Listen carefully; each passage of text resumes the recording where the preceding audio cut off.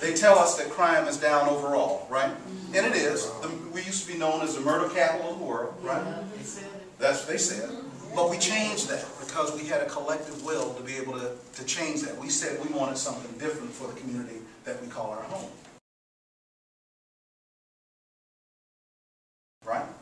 And so what we're doing now is we're allowing juveniles really to have downtime during the summers, not engaging them in a way that gives them something productive to do. We have over 130 games and crews in the District of Columbia. They're creating about 60% of the violent crimes that are in the district.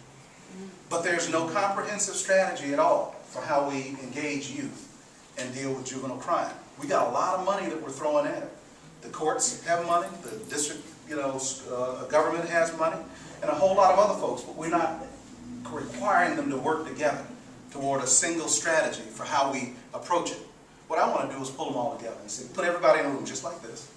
I might have to lock the doors. Don't let anybody go to the bathroom for a minute while we figure out what we're going to do to get a collective strategy to deal with our youth. We have to do that or we're going to have a whole generation of lost souls out there. What we need is an effective piece of legislation that deals with gang violence. We had an opportunity to do that. We did not take the steps needed to unify, to get ourselves to a point where we could move that legislation forward. And we have to get back to trying to solve that issue.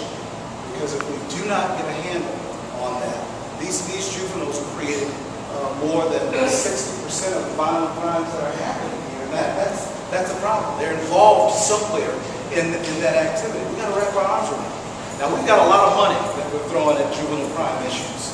And what I'm suggesting is that perhaps what we need to do is come back together and bring all of those resources together, force collaboration between non-for-profits, the courts, the Youth Services Administration, and others who have parts and pieces of this problem so that we can come up with a comprehensive strategy on how we deal with